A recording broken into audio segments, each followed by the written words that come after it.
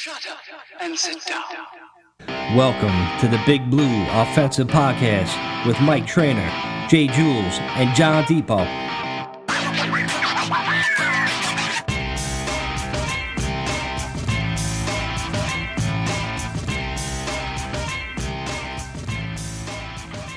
Hey, what's up, Giants fan? Welcome to the BBO NYG Podcast. I am Mike. That is Jules. That is John.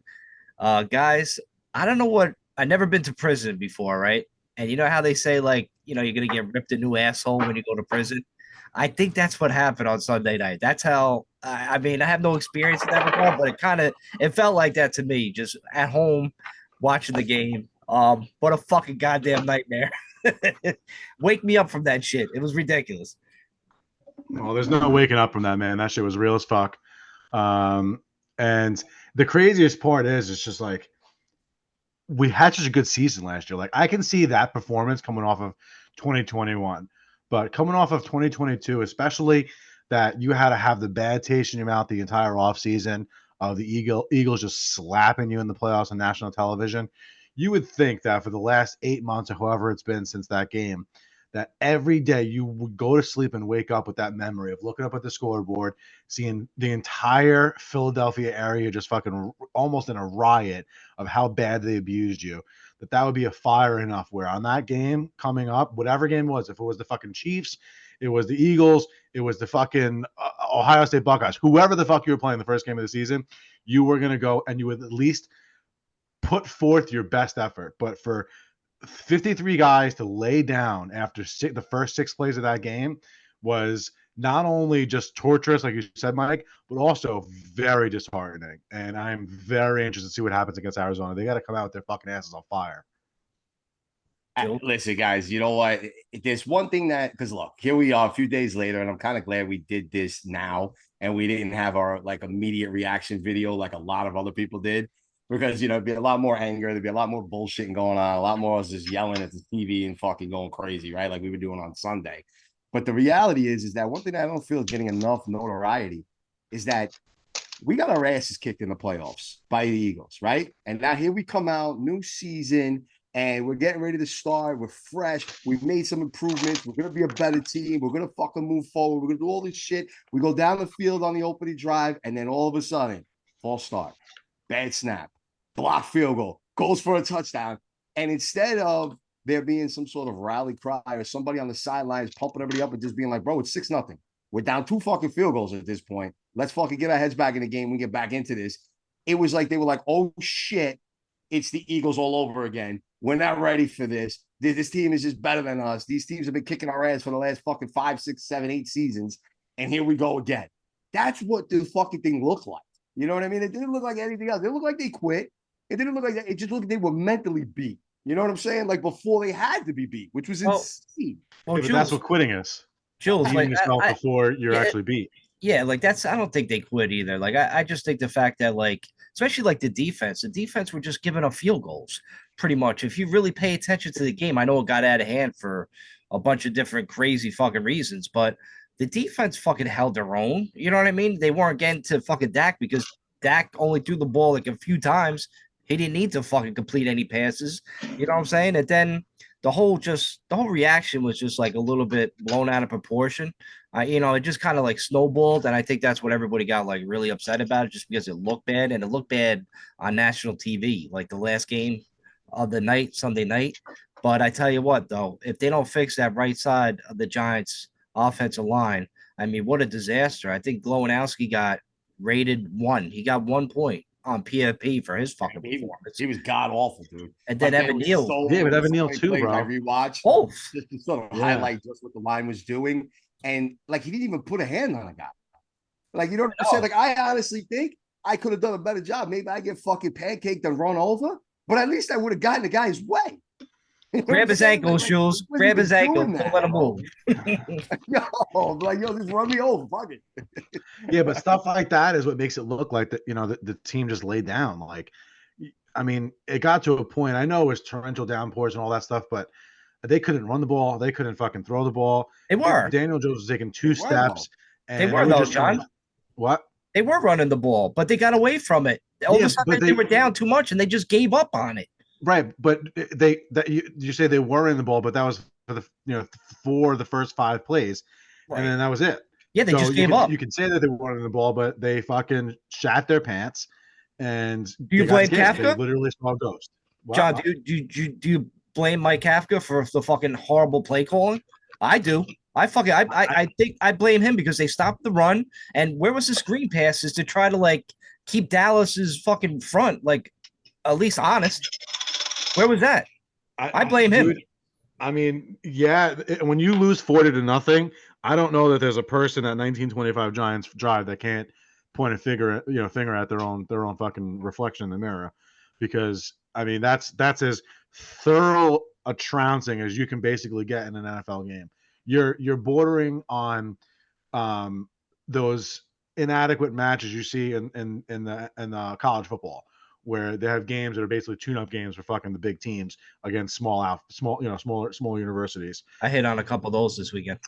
Right. Well, that's what I'm saying. Like they're not even like competitive games in a sense when you have a spread of 40 points between teams. That's like winning a baseball game fucking 17-0. Like how many times in the season you see that? Once, if maybe that. Yeah. I mean, I saw a meme. There was like a team to lose. I'll get a block field goal return for a touchdown, a pick six, 7+ sacks, give up 40 points. Yep. And it was like only one team in like 40 years have had all that happen in one season, and it happened in one fucking game. I mean, when you're got it out the way.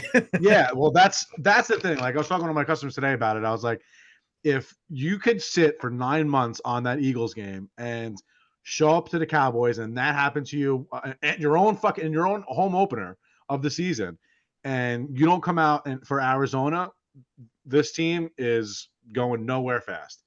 Well, and I don't care what happened last year, what didn't happen last year. That's all irrelevant. If you're going to lay down like that against your two biggest rivals, and then in a game that you should win, that you're favored on the road by a touchdown, essentially 4.5 points as a road team. If you don't show up against in that, every single person with a jersey's got to have a question mark on their head at that point. Because you're definitely getting ahead. We're gonna get into week 2 in a bit, because there's a lot to cover in regards to that. A lot to cover actually, because we're gonna be in a fucking 40-0's a fucking listen. But like, you know what? Get back into it. You know what? Everybody wants to hang their hat and say that we had a great opening drive and we looked good and we did this and we did that and all these different things. You know what? That opening drive wasn't that impressive. It was just that the night was so horrible that opening drive, we moved the ball, we moved it efficiently, and it looked good. But when you really break down that opening drive, a lot of it was Daniel Jones checking down or avoiding pressure and then bootlegging out and making these runs and picking up the first down or picking up a big gain, or Barkley breaking off a couple of decent runs inside. That was it. That's all that first drive was. We weren't doing any kind of quick screens to the outside. We weren't hitting anybody on slants. We weren't doing anything over the top to stretch the defense. We weren't doing shit. We weren't doing anything, man. Like, there was none of that type of stuff. And that comes clear right before the interception, because if you do look, you'll see that you had two guys kind of streaking down the sideline where you had that small window before any of the safeties could get over the top, where Jones could have laid that in, but he was too afraid to even throw the ball. And this is, again, before the interception, okay, before the pick six. And he doesn't do it. Instead, he goes to Barkley. Barkley gets popped. Not only that, he could have squeezed it into Barry Campbell. Jules, I see that screenshot. On the outside of him. Jules, I seen that screenshot too you're talking about, but if he's looking to the right on his first two progressions, and then his third progression is Barkley, right? And then the fourth guy is the guy that's open up top between them. How does he have enough time to see that? I think everybody just loves to throw, especially that guy Dan Snyder that just throws that shit up. Fine, throw that one out the window, but if you're scanning right to left of the field, you have Campbell that literally hooks up right over the middle. Why is that not your first pass? If the guy that was defending him is the guy that was able to get the deflection off the pass and run in for a touchdown, right? Clearly, he's not on Campbell. You throw the pass over the middle there, and you put it to the inside so that it's away from the defender. Why are you putting it out to Barkley? I think playmakers and see what they can do. I get that. Bro, that ball hit Barkley in the hands. That's a catch. I know. You can't blame that on Jones, bro. That ball should have never been in the air. It should have never been who was behind him. His name is not Evan Ingram. He's not just released from the team. That's Saquon Barkley, bro. It was just a great play. Offseason to get a fucking contract. You don't want to be franchise tagged. You wanted to fucking make good on running backs or whatever fucking shit. That's a ball that 10 out of 10 times, 100 out of 100 times, 1,000 out of 1,000 times, you have to catch. I got to give credit. Touchdown, you got to catch it. I give credit to the Cowboys quarterback because he played it great. He played the middleman. He seen it as soon as the ball was released. He ran and nailed Barkley. It was a great play. I have to give him credit on that because listen, if Jones hits Barkley, if that guy don't make that tackle, Barkley's gone for a good amount of yards. It just so happens that the play was a pick and everybody just kind of harping and throwing that screenshot out there like that guy Dan Snyder that always fucking does that creepy fucking bullshit. I can't stand that fucking guy, but it's typical. It's typical. Anything that happens like that, but you don't want to throw the good stuff out all of last year that happened. Listen, it was a horrible fucking game. I get it. It was bad. Everybody's fucking upset about it. But I mean, you got a big portion of this population, not a big portion, but a lot of them are just blaming Daniel Jones. Like, did you see the rest of the NFL this week? How bad some of the offensive lines and how bad some of the offense and how bad the other quarterbacks played because of it? It always takes in the NFL season. Always like this. The defense is always ready, but the offense always takes a little while to gel the first few weeks of the season. That's because a product of no fucking preseason. Yep. These guys don't play. Yep. They don't play fucking together anymore. They cut a game down and they're coming into season and everybody looks like shit. It's not just the Giants. It's a lot of other teams that look like trash that you would expect to play better. And you're going to see change. Listen, if the Giants are like this after week 5, then I'll be like, I'm done. I'm done with the fucking team. You know what I mean? Fire everybody. But I don't think that's going to be the case. I don't think so either. But I don't know how you could be Joe Shane and Brian Daboll, watch how rusty the team looked, how bad they looked against a more competent team, especially when the offense was on the field versus their defense, and say, yeah, it's a good idea to leave these players fucking on the bench and watching preseason games and having guys who are now on the street looking for jobs at Walmart as the guys that are shooting up on Sundays. Baseball plays 30 preseason games almost. There's a reason why they do it. Sure, not all the starters play the 30 games of the baseball preseason, but there's a reason why. You got to get yourself into that groove. And when the game is physical as football, I don't even know how it's a conversation. That Daniel Jones as a starter played fucking 5 snaps the entire preseason, and then we're supposed to hit the ground running against one of the league's best defenses. That was a bad move from Brian Daboll from the get-go. And next season, I sure hope that we see a bit of a difference. Hey, Jules, aren't these fucking guys like pussies now that they just don't play the game like they used to be? Look at this guy in college. That guy, Deion Sanders, coaches Colorado. Look at that guy, Justice, that plays, I think it's Justice. He plays both sides of the fucking ball. Yeah, quarterback everything. He's playing. He's good, man. He's really good. I want him on the Giants. On the Nebraska game on Saturday. That was a good game to watch. Oh, that was a great game. But where are these kind of guys that fucking play? I'm like, I was so happy to see this kid play both sides of the ball, playing like every goddamn snap. He must be the most fit athlete probably on this fucking planet to do that. But goddamn, where the fuck is this guy people from? back. There used to be people He's like American? That. I don't know, but there used to be people like that back in the day. Now everybody's fucking a little bit pussies. No, yeah, I would guess if that guy's from like West Africa or something like that, bro. That's a fucking some tribal shit right there. You think it's like a Kenyan and shit? Like Kenyan that just run its marathons for 8 days? Bro. Nah, he's keeping up with the giraffes out there in the Serengeti. He's legit. I mean, look, if you really want to break it down, right? You can take a look at it and say the chances are of a blocked field goal, not only getting blocked in the way it was, right? With Wish I bet it. Yeah, I mean, it was just ridiculous. Not only that, it bounces perfectly where the running back, where the defender could pick it up in stride and continue to run along the fucking sideline, right? That shit happens maybe once a year, if that, right? Like that's already outrageous. And then you flip it on the other side of the ball, and you get the offense where literally there's the perfect time hit, ball pops out, and the other defender just happens to fucking be right there when the ball lands right in his hands again. And he's trying, and they take it in for another touchdown. Like it's like a Bugs Bunny cartoon. But there's a reason why they put out that stat, right? We got shut out. What was it? 0-7 in sacks. It was a 40-0 loss. A pick 6. A couple other fucking things that were all honestly at this point in time in the week. If you haven't seen it, it's all over social media. It's been on every talk show. That no team has ever done that in a season, let alone one game, right?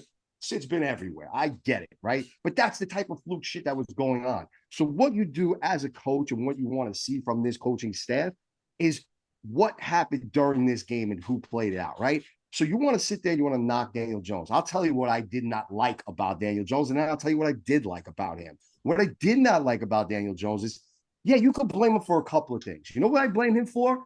When shit got to him and he started getting frustrated and he was pushing, he literally reverted to his old self, forcing the ball down the sideline, making bad decisions, looking to throw the ball. Look, I get it. He got flustered. I get it. But you don't want to see him revert to that kind of shit. And that's what you could say about him. Look, he got when shit went bad, he reverted back to some of his old self. He almost looked like he did against the Bucks that one game on that fucking Monday night game or whatever it was. It almost looked like that type of Daniel Jones, where you were like, what the fuck happened?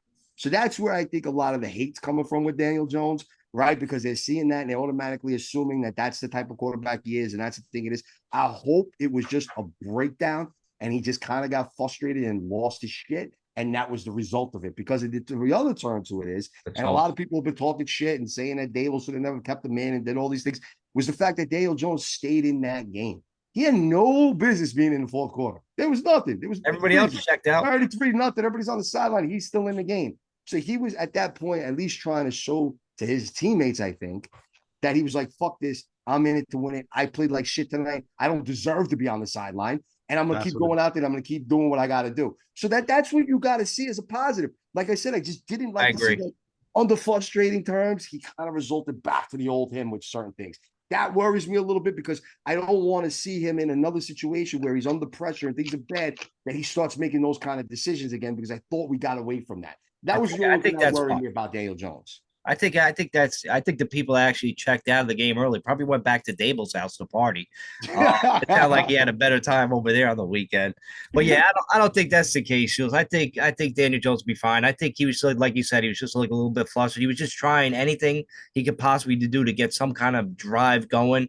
And let's just leave it at that. Any parting words on this game, or can we just take a break and go into Arizona in the picks? I do just want to say, I think Daniel Jones is obviously trying to make something happen. I think your willingness to take bigger risks goes up when you have really nothing to lose. So other than your stats, you're going to be willing to just throw the ball on the sideline and see if maybe fucking one of your guys just makes a fucking miracle catch, just to take something positive out of the game. You had a fucking shit dinner, but you know what? The rolls of the restaurant were good.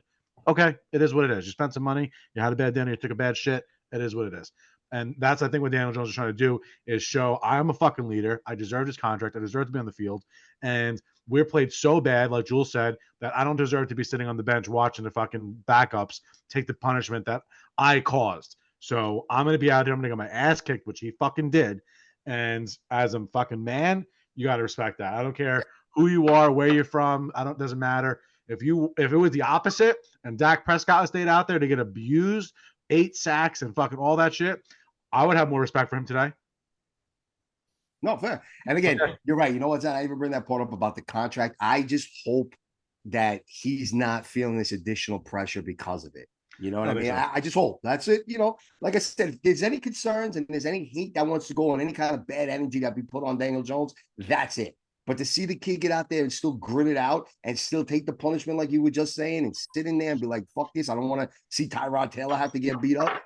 Yo, that shows something, man. That absolutely shows something. And you got to build off of that kind of character building, because you know what? At the end of the day, when we're down 6-0, even when we go down fucking 13-0 on the interception, we got 11 guys wearing a C on their fucking chest, and not fucking one of them stepped up. Not one of them. Not one of them was in the sideline. Not one of them was trying to calm it down. Where's the fucking veteran in Shepard? We gave him a house discount. Where's he bringing in that fucking veteran presence? Where's the Barkley that we used to see running up and down in his rookie year, telling the linemen where to block and what to do and getting them fired up? Where the fuck is that? And don't even get me started on the defense. Where the fuck is any leader on that defense? We don't have one. Where's Leonard Williams? Where's Dex? Where's fucking Bibbs? We don't see any of them. There is not one of them. Maybe McKinney a little bit. That's it.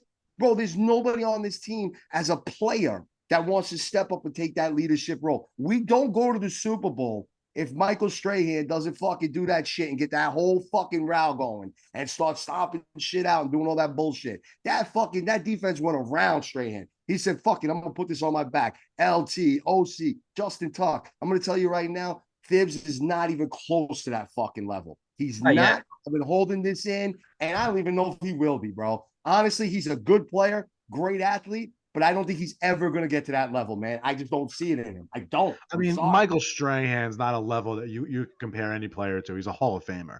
Justin Tuck, that's a little bit more of a reasonable ask for a first round pick, because Justin Tuck wasn't a first round pick. I believe he was later than that. But his type of performance, his type of impact play, his type of leadership, that's what you should get out of the 5th overall pick of the draft. But to compare it to Michael Strahan, I think is a bit extreme. But you're talking to Jules, John. Yeah, I know, but you need to. I think just as a leader, I think you need to have proven something to the guys you're leading that warrants you to be the leader. You can't just be like, oh yeah, I was drafted 5th overall, so I'm the leader of the defense. Like, he's got to go out there and have like, Azeez Ojulari is probably a better pass rusher right now, and he's had better stats. Way better. Yeah, but he's also probably doesn't have the personality. He's very reserved in comparison to the kind of more big personality that Kayvon Thibodeau is. So Kayvon needs what Azeez did, 8.5 sacks in his first season, whatever, this season, to be able to maybe feel a little bit better about stepping into that role. I could, as a man, I would see, I would have a problem. Like, I would feel like I'd be acting like a little bit of a kind of a clown if I was trying to be that guy and didn't have anything to kind of back up what I'm saying. So Still too early. Guys, who do you think led the team in tackles this week? Simmons. This week? Daniel Jones. This week. Simmons. Daniel Jones. Trey Hawkins.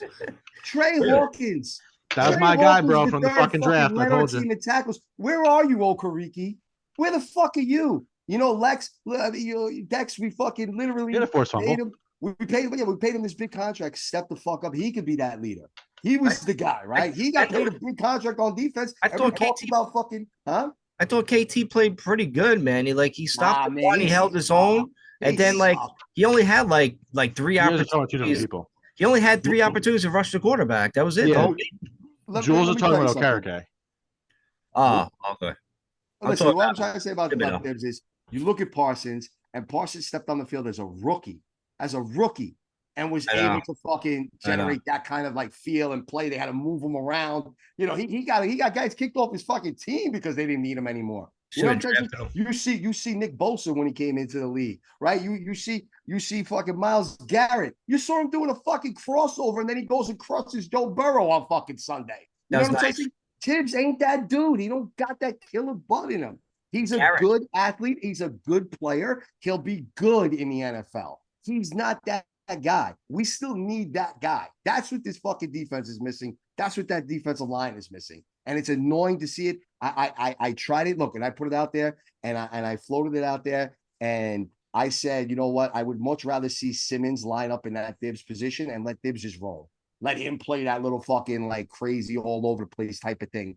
Maybe he'll do it better. I have no fucking clue, because honestly, I don't see it in this kid. You know, I was saying it in Carolina when we were playing him in the preseason. I was texting you and I was saying the same shit. I just don't see it. It's either that or we're holding him back for some reason. I don't know. But I just don't see him a couple games. Let's give him a few more games. He played pretty good last year. Yeah, all right. I'm done, man. He needs to prove himself. You know what? People want to talk shit about fucking all these other plays. They always want to put everything on Daniel I want to forget. It's time to start calling out these defensive players, man. Jules, I'm just proud of you that you're not on Daniel Jones's case and you're backing him up. That's what the big takeaway of this podcast episode is. Right now, listen, like I said, I gave the takeaways. Like, I didn't like to see him revert back to his old way under pressure. But he gritted it out, and that man was standing in there taking a beat. You got it. Can we just forget? Can we just forget, like I tried to do on Sunday night when I was forget like an animal? NFL Week 1 in Arizona. Let's just fucking forget that fucking game, man. I legit tried. I drank so much Sunday night to try to numb my pain, but listen, you know what, Mike? Let's go on. I do have a question though. I would just not specifically about this game, but just like football question in general. Can we take a quick commercial break, John, and then you get? Please go right ahead. We'll tease that little question in. Real quick before we do, I just want to give a shout out to the I lost count, to be quite honest with you. I think it was probably, I don't know, in the hundreds for damn sure, of everyone that did bring it to me on Sunday night. You know what I mean? So I had to own it. I had friends that were Cowboy friends texting me. They're like, "Yo, Jules, when are you gonna go on Twitter?" I'm like, "Well, whatever it is, X." And I'm like, "I'm not. I'm gonna wait till the end of the game. And I'm gonna have a few more drinks before I do it." And I went on and I took it like a man. All right, and I went out there. So I appreciate the love. All right, Well, everybody did come at me. They bought it to me, and guess what? This one's at for you. least, All right, you guys earned that motherfucker, and I deserved it. All right. So at least before we go you, to commercial break, I just had to shout that out. all right. At least you still have an account. The at BBONYG podcast Twitter account got permanently suspended, but you can find Chad Powers back again. Chad Powers 2 at Mike Trainer MFT. If you're watching on YouTube, I'll put it under the banner under this podcast pretty much all day. All right, let's take a quick commercial break. We'll forget about that horrible fucking Sunday night game, and we'll come back with John's question. We'll leave you right there with a little bit of tease. We'll be right back. All right, we are back on the Big Blue Offensive Podcast. I'm Mike. That's Jules. That's John. John, you had a quick question you're going to ask us. Yeah, so I want to I don't know. I never played football in high school or anything like that to know how coaches handle a game. Let's say a team loses 40-0 on their home opener, not specifically the Giants versus the Cowboys. Let's just say in a game. Run laps. Now, do you, as a coach, sit there and go through the film like you normally would with it, or do you literally just say, guys, we're gonna pretend that shit did not fucking happen, erase that from your memory? As Jay-Z once famously said, convenient amnesia right now is super important. I honestly don't know. I wonder how it goes. Do they sit there and say, oh, okay, because there's not many plays that they could have taken out of that game to say, oh yeah, you did great on this play. This is what you got to do. So I wonder if they just say, bro, fuck it. You know what? We're a week behind the rest of the NFL. We had a bye week 1. We're just one game down the standings. We'll make it up. Jules beats me. I have no idea. In all honesty, basically, I mean, again, it does vary from coach to coach. Generally, what they would do in that type of thing is you'd probably watch the first quarter, first half, right? Maybe some of the beginning of the third quarter, depending on if there's a couple of things they wanted to highlight. There might have been a couple of good things that we missed, a couple of key reads, a couple of coverages, blocks that they wanted to highlight, because you don't want to completely shatter someone's confidence, right? And just be like, oh, you guys suck, man. You couldn't do shit. Look at this. Look at that, right? You got to point out some good things and some things that, look, if this breaks this way and that breaks that way and this goes this way, all of a sudden we're not down 16, we're down fucking 10. You know what I mean? And you build that kind of confidence. You don't got to go through the whole game. The fourth quarter is not being watched, that's for sure. You know what I mean? And that's kind of what they would look at. I know that's what I've been a part of. You know what I mean? You're definitely not going through the entire game, because it's going to be, after that, it's going to be a quick, let's turn around, fix it, because we got a lot of fucking work to do. And let me tell you something, this practice week for the Giants is not going to be fun. It's not going to be them running laps. It's not going to be doing anything, but it's going to be hard. They're going to be hitting each other. These type of practices, usually that's the case, man. These defenses start hitting people. There's no more laying off. There's no more coming this and that. You're getting hit. Over. You're getting fucking hit this week. That's it. Because everybody's got a little bit of something to prove. Okay, that's a fair enough answer. I'll take it. Yeah, like I said, I have no idea what the fuck they're gonna do. I just hope whatever they do fucking works.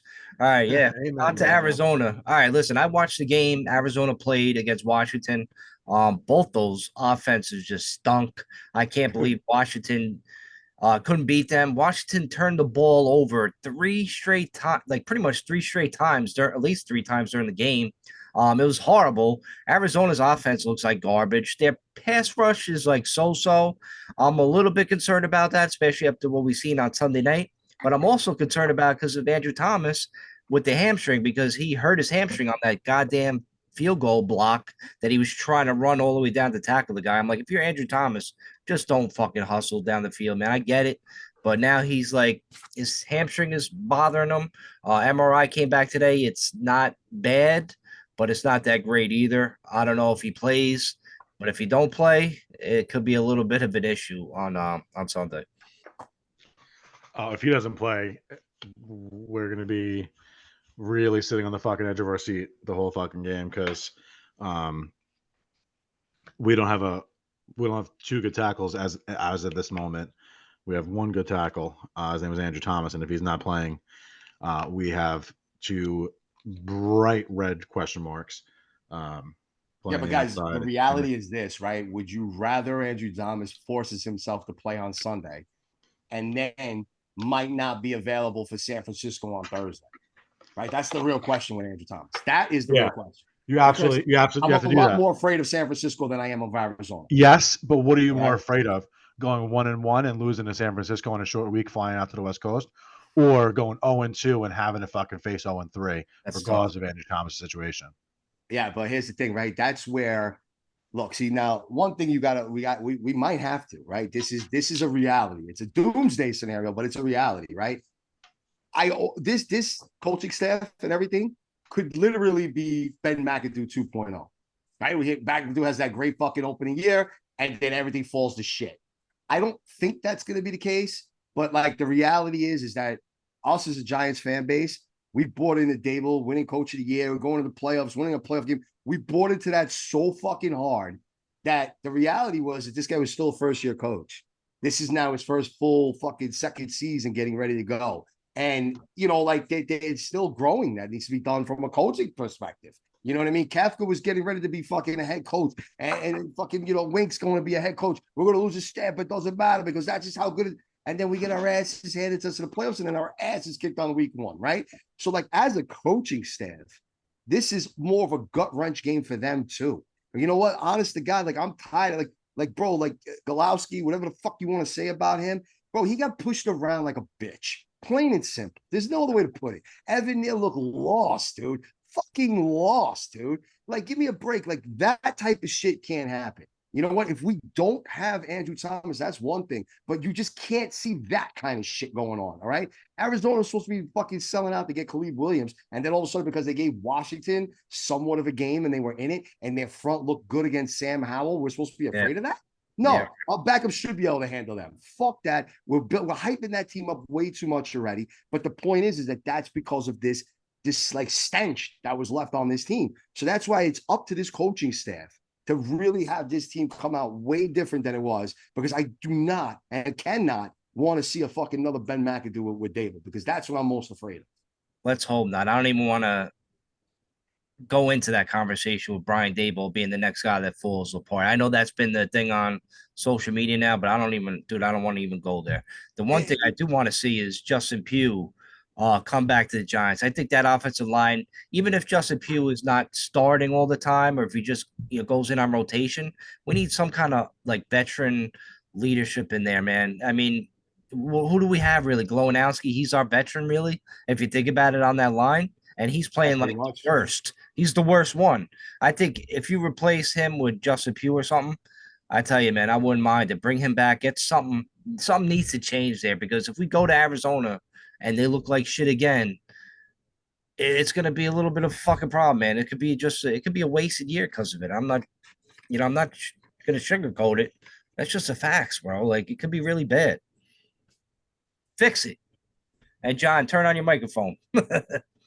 Yeah, but you know what, too, Mike? One thing that I heard a little bit of noise about that kind of got brought up was that, you know, the decision with this sort of guard battle to see who was going to be playing where and moving guys around, it kind of messed up the continuity between the offensive line. And that you saw. I mean, you know, there were times where, you know, they did like the most simplest of stunts and they couldn't pick it up because they don't know how to relate to one another. You know what I mean? They're not used to it, where they're just saying like, all right, you know, if he goes this way, I pick up your guy, you got my guy. Like they just didn't have that. That's what was lacking with that right side of the preseason is for, bro. No kidding. And they played a decent amount of it too. So like the offensive line, I don't know what it is. Listen, I'm gonna hopefully chalk it up to a bad game, but I have to think and I have to believe that Dable he's not Joe Judge, he's not fucking McAdoo, he's not these other fucking jerk offs. He's the right guy.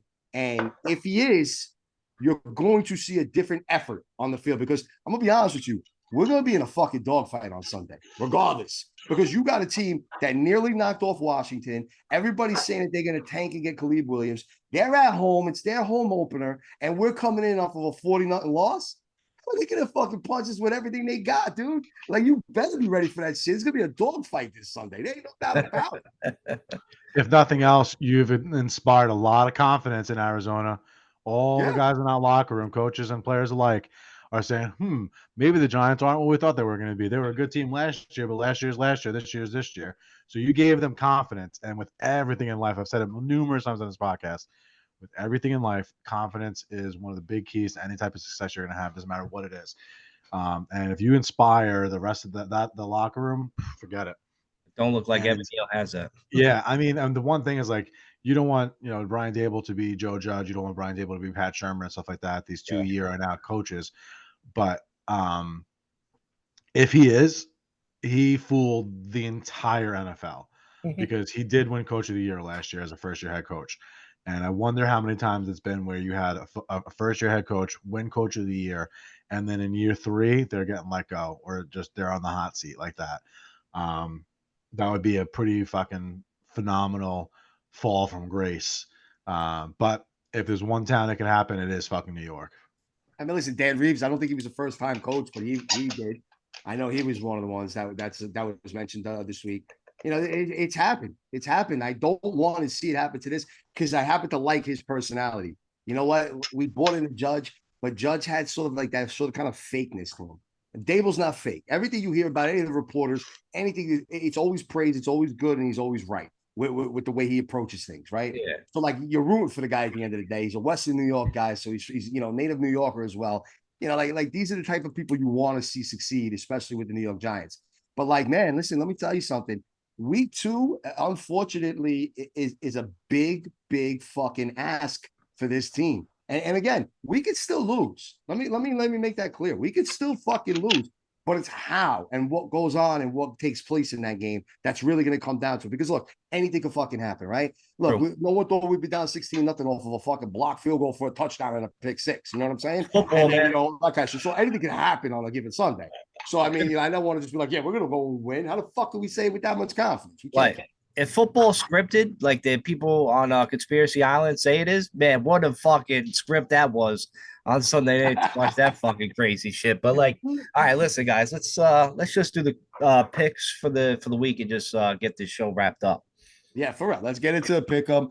Let's do what we got to do. Like I said, look, a lot of questions got to be answered this week. That's the main thing. And Giants fans, be honest with you. Don't think the season's over. Don't think it's a disaster, but just be ready for a fucking dogfight on Sunday. That's what we should see, regardless. Arizona's going to give us their best, and we better be ready to give us. Because if we play like we did, we're in for a long Sunday. Listen, everybody look like shit. All right, here we go. Let's go Thursday, baby. Thursday night game at Philadelphia. Boo. Philadelphia is -7.5 against Minnesota. Philly played like shit, but they end up covering against New England because they kept fucking up the other day. They won by half a point for 5 points. They covered the spread by half a point. The Eagles are -7.5, but it seems too high, especially Minnesota coming off a tough loss to Tampa Bay. And I tell you what, I got to take Minnesota with the picks, man. I think Cousins comes back. Jefferson has another nasty game, and I think they put up points, and I think that could be a high-scoring game on Thursday night. I don't know how high scoring it'll be, but I'm definitely taking Minnesota. We see it every year. The games, I mean, we just spent an hour or a half hour talking about a game that was not close in any way, shape, or form. But generally speaking, week 1, most games are pretty close, regardless of who's on the field and who's not. So I'm going to just go with the odds on that and say Minnesota, because no matter what, I can't pick the Eagles. Well, I mean, since it's 2-1, I will kind of play the other side real fast, simply because. Fuck you, Jules. You got minute. Look, if you want to talk about playoff hangovers, Minnesota's got one too. They won 13 games, and we went in there and kicked their ass in their house. And then what happens? They let up a fucking big game at home too, right? They didn't get their asses handed, but they lost. They got beat. You know what I mean? And now they got to go to Philadelphia, play in primetime football, where fucking Cousins does not have a good record. And the Eagles are looking at the division, looking and saying, shit, we squeaked one out in New England. This is our home opener, and we got Minnesota coming in here. We better fucking send a statement and let them know that this is still our fucking conference. So I can see them beating them by at least 10. You know what I'm saying? But that's just me. Justin Fields looked like shit too the other game too. So hey, listen, it's football, right? That's what it is. You got to play the games. But I'll take those points. I'll take that 7.5 any day. All right, Sunday, here we go. 1:00 games at Tampa Bay. They just had a big win against the team we talked about, Minnesota. They're playing Chicago. Tampa Bay's -2.5. Chicago came out flat. Everybody's prized possession. Justin Fields, got to draft him high in fantasy. He's gonna be amazing. He didn't look so amazing. He looked like dog shit, like everybody else pretty much in the NFL. But I got to go with Chicago here. I think they do bounce back. Tampa Bay is like, it's weird, that team. Like, Baker Mayfield's so small, he can't even see over the fucking line. He gets so many balls batted down. It's so frustrating watching him play quarterback. So I got to take the Bears. I think the Bears bounce back. Yeah, I was gonna say that I'm with you, man. I don't think it's gonna be pretty. I don't think you're gonna light it up. There's possible rain. it's going to be ugly, but like I could just see the Bears like just being the better, uglier team and gutting that one out and bringing the Bucks back to reality. Yeah. All right, Well, Bears. It I'll is. just say Tampa. So All right, never know. All right, Green Bay. They came off a big win against the aforementioned team, Chicago Bears. Green Bay's -1.5 in Atlanta. Atlanta just ran the ball all over Carolina, but they're not playing Carolina anymore. They got to play Green Bay's defense, and Green Bay's defense played pretty well. I got to go with Green Bay here, man. Again, fucking Jordan Love actually looked like a Jordan. He played pretty well. I got to admit. I'm going Green Bay. With you, Zach. 1.5. I don't know. Something in my gut's telling me Green Bay. Something about Green Bay's quarterbacks. I feel like history. I don't know. He's not gonna be Aaron Rodgers, I don't think, but I just think that They get lucky, man. I think just Jordan Love 30 is a years. good quarterback. I just 30 think years. That, 30 years, bro. That's what they're at. That's the count now. If Jordan Love turns into somebody and he's flirts with Pro Bowls, you're going to talk about 45 years of having a fucking a good quarterback in a row, straight torch to torch to torch. See you later. They don't even have an owner, but they get quarterbacks every fucking time. It's amazing, fucking amazing. But yeah, the one thing that I have to shed concern for is that Atlanta played the script to the T and just ran the shit out of the ball last week. They didn't throw threw one pass to Drake London. One. Do you think that they're gonna throw one fucking pass to Drake London? They're gonna have to throw more this week. I could see Atlanta winning in an upset at home. I would not surprise me. Honest to God, Julian, Love and all that shit, Jordan Love, all that bullshit. Welcome to the NFL. Teams step up in this type of situation. Atlanta can throw the ball, run the ball rather. They start throwing a little bit. They have weapons. I'm telling you, Atlanta could steal this game. That guy's going to get targets because Atlanta's going to be throwing the ball because they're not going to be able to run the ball like they did. I'm telling you, it's going to be a good game. It's going to be a good game. But honestly, we still have the override with the 2-1, but I'm not pulling it there, but I'm very close to it. That's kind of the way I feel with Atlanta. Green Bay it is. Oh, look at this game. I don't know if A.R. Richardson is playing, but I know he got banged up to like the last play of the game, but the Colts are -1.5 at Houston. I actually like Houston. I thought Houston played actually pretty good against the Ravens in Baltimore. Houston's got a nice little defense, man. But I don't trust rookie quarterbacks, and you got two rookie quarterbacks going against each other. I'm just going to take Houston because they're at home and they're getting points. So I never go against that rule, I don't disagree with you.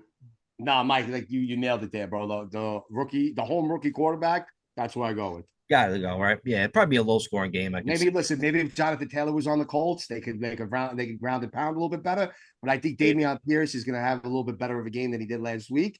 And I think that is also the decided factor. I like Houston a lot. All right. Yes, it is. Well, this game I actually like this as a key bet. Detroit Lions, they're at home, -5.5 against Seattle. I tell you what, I kind of like Seattle getting the points, man. I don't think they just signed Jason Peters at offensive line. Go figure. We could have used him, I think. Even though he's 86, I would have definitely signed him to play offensive tackle for us. But I got to go with Seattle just getting the points. I do like Detroit though, so I could be persuaded here. I'm going Lions here. Yeah. I mean, look, not that they deserve to win that game on Thursday night against Kansas City, but they did, right? Like that's the bottom line. They can't go in and like open up the season at home and not win. It's a lot of points. That's the only thing I'm concerned with because I can see them winning by 3. But you gotta like Detroit here, man. Like they're just that team right now. I mean that's the confidence part we were just talking about a few minutes ago. Yep. They went toe to toe. They went 12 rounds with fucking Ali in his prime. That's what they did, and they almost pulled the game out. And if you don't win, that's fine, but you're still going to take something from the game, and confidence is that thing you take from the game. So, all right, Lions roar. All right, next game, Chargers are -3.5 at Tennessee. Tennessee played the Saints pretty well the other day, man. But Chargers, man, their offense just looked like they've been playing together for fucking 10 years. The way them in Miami came out, fucking throwing the ball. I tell you, Tennessee don't got enough offense to keep up with the Chargers. Chargers is for me. I think it's an easy bet. I'm going to take this as my my whatever we call that fucking Your key key bet bet. for the Chargers. Yeah, I mean, listen, the Chargers dropped the ball at least defensively. Knowing that they could have taken a leg up on Kansas City and they fucked that up. They know Kansas City is going to be fucking fired up for Jacksonville, which we're going to get to in a minute. They got to come in and beat Tennessee. They have to. They don't. They're all for nothing. They're not the team that we think they are. I don't give a fuck how good that offense is. I agree. All right. Next game at the Bengals. Cincinnati is -3.5 against the Ravens. Ravens just lost. Poor Dobbins, man. That dude is just his body just can't take it. It's telling him just don't play football anymore. I feel bad for that fucking guy. But What happened with Dobbins? He's out with Achilles. Fuck everybody, him, Rogers, everybody got in the fucking Achilles. But I tell you, Cincinnati, I gotta go with them. I said they're too good of a team to not bounce back. I gotta take the Bengals. I agree 100%. Dude, I mean, it's just crazy though, because Lamar had a shit game, Burrow had a shit game. Who has the better game, right? Like that's literally what's gonna come down. Is Burrow really still just kind of rusty? You know what I mean? Because if he is, then you know what? The Ravens could steal it, but I gotta think the Bengals bounce back. T. Higgins didn't even have a fucking catch. Tell me about it. I mean, drafted come on, him in dude. one league. Oh, But yeah. for real. All right, Bengals it is. All right, let's speed this up, fellas. Buffalo. Ooh, at Buffalo. They're -8.5 against Vegas. Buffalo looked like shit, huh? Fucking Josh Allen looked like garbage. Josh Allen looked like shit. That Yeah, defense looked good. Josh Cook Allen looked looked pretty like decent. shit. Diggs looked good. Josh Allen looked like shit. He had a bad game. He bounces back, right? In Buffalo? Yeah, they went by 100%. All right, yeah, I'm taking that as my survivor pick. I just want to make sure.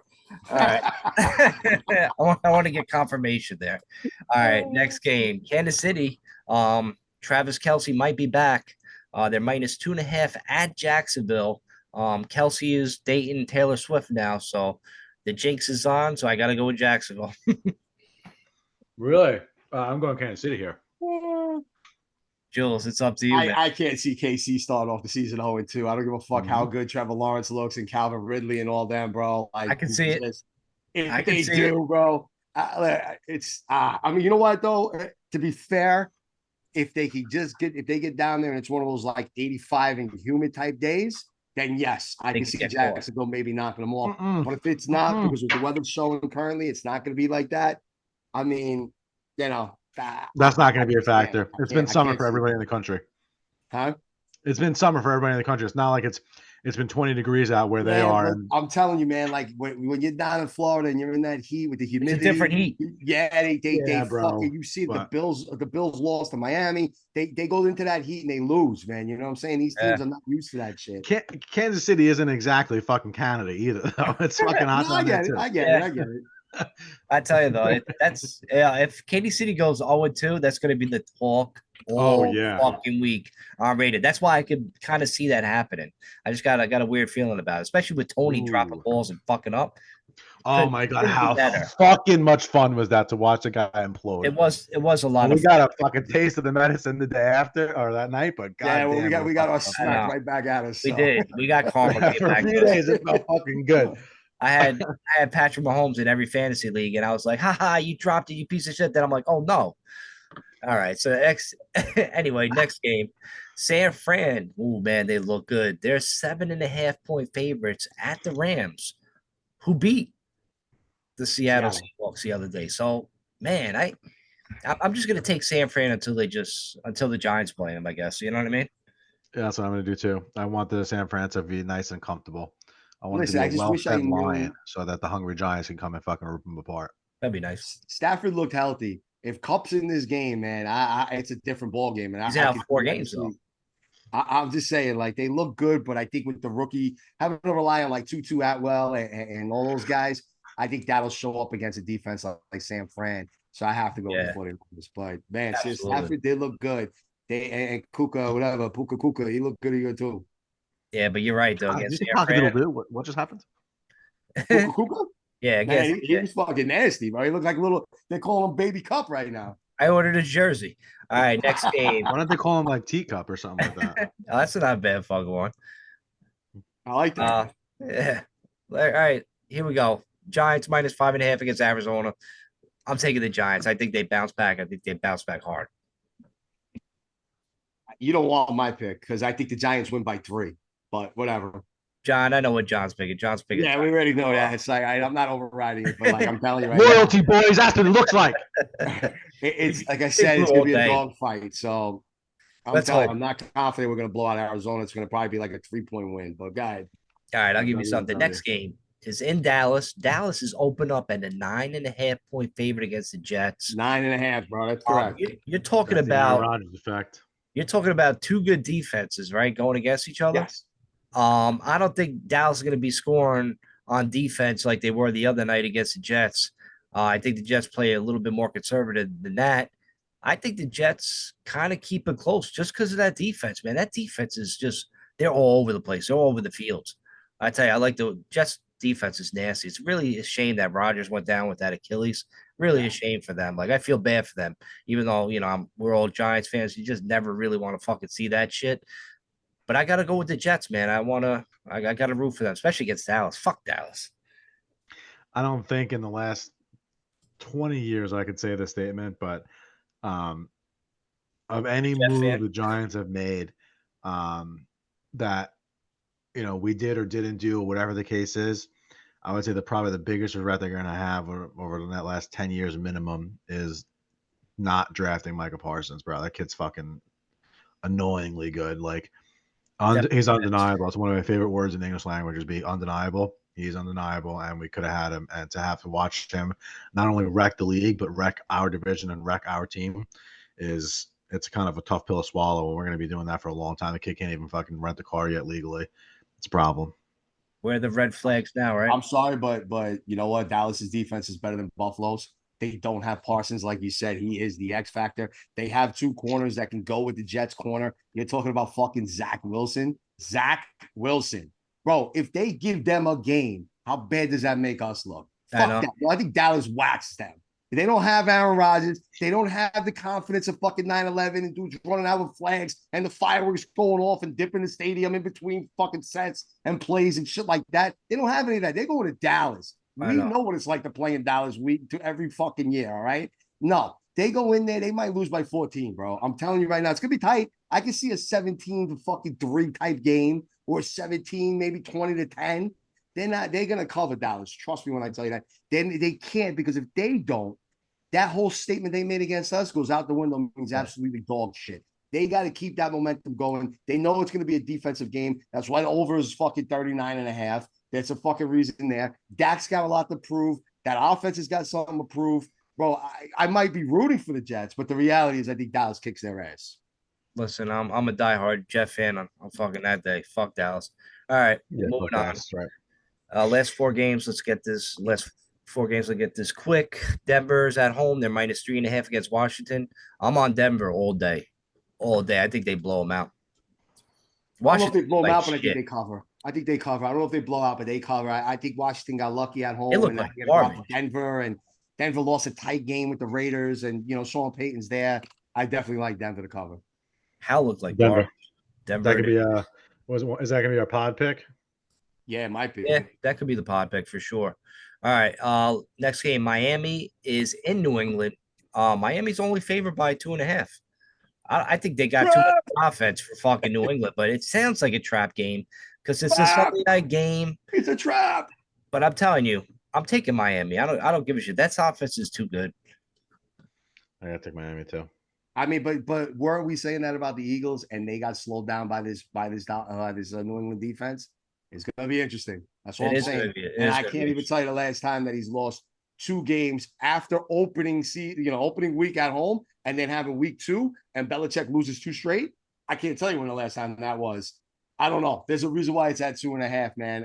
In reality, I wouldn't even touch this game if I'm betting. No, hell no. Unless you're down a lot of money. And gotta pick. I actually like New England. All right. Well, Miami is, Jules. Sorry. The Monday nights, 2 doubleheader game on Monday night. One's at 7, the other one's at 8. First game, Carolina's in Carolina. The Saints are -2.5 against Carolina. You got to go Saints, right? Yeah, I like Saints against a rookie quarterback. Chris Olave is going to eat. They're going to fucking win that game. Yeah, rookie quarterback and shit. You got to go against a rookie quarterback. Yeah, that's it. Is Matt Rule still the coach in Carolina? No. Matt Rule, he's back in college. Yeah. Uh, Yeah. No, I don't mean, care as listen, much. Derek Carr threw for like Worst. 315 yards last week. Like they're on point. They're gonna be good. The Okay. Saints are gonna beat them. All right, last game at Pittsburgh. Cleveland is -1.5 against Pittsburgh. I think Cleveland lost one of their offensive tackles to a ACL, MCL. He's out for the year, so that hurts. But yeah, 1.5 against Pittsburgh. Pittsburgh, they had to play San Fran, so you knew they were going to look like shit. I can't see Pittsburgh losing 2 straight at home. I think they win. Oh, but you can see New England lose 2 straight at home, right? I could, yeah, because New England sucks. All right. I think they're done. What do you like, Jules? I like Cleveland. I do. Like Cleveland? I really do. I think that defensive front, if they're really for real, they're gonna do the same shit they did to Burrow to Kenny Pickett. Why would it be any Same. different? The only X factor there is maybe they Tomlin. can get the run game going a little bit better in Pittsburgh, and they could offset that defense. But right now, there's nothing telling me that Cleveland shouldn't win this game. X factor to be is Tomlin. Statistically, most games in the first couple of weeks of the season are close. Statistically, most games that are divisional games are close. So for that reason, I'm going Pittsburgh. All right, there it is. All right, guys. There it is. Those We are have to picks. show up. Picks are in. Everything's in. Our recaps in. Our forward for the rest of the season, guys. One thing to keep in mind: it's week 1, right? And I know everybody says it's week 1. It's week 1, and you didn't like what you saw. But one other thing to keep in mind that no one's mentioning is, with the exception of last season, we have been accustomed to 16 game seasons, right? So now that game you can fucking throw out the window if you want, and this starts a 16 game season moving forward, right? I threw So it if this out. coaching staff comes together, puts everything together, we're starting the season this week. That's it. Forget about Dallas. Forget about all the bullshit. You know what? You might see some stuff early on in the first quarter, but you know what? It's good that the Giants are on the road. We're on the road for a couple of weeks until we come back to fucking Seattle for the Seattle game. It's great. Get us the fuck out of New York for a little bit. Get us away from MetLife. Fucking blessing. Let's go out on the West Coast and maybe we can change something around, right? Fuck So that's MetLife. the kind of thing you got to look at. You take it, you got your ass kicked. Now you get up, and it's how you get up from getting your ass kicked that makes you the team, makes you the person that you are. So let's see what happens. That's what we have to look forward to this weekend. We're going to be in for a dogfight. I keep saying it. I'm telling you right now, the Giants are not going to walk all over this team. It's going to be a tight one, and we're going to see what this team is really fucking made of. But that's what football's about, and it's going to be fun, man. So, you know what? We got picks in. We got Giants football. Everything's going to be starting. Fucking football's 48 hours away. Can't wait, man. We'll see you guys next week. Peace. Go Giants. A tight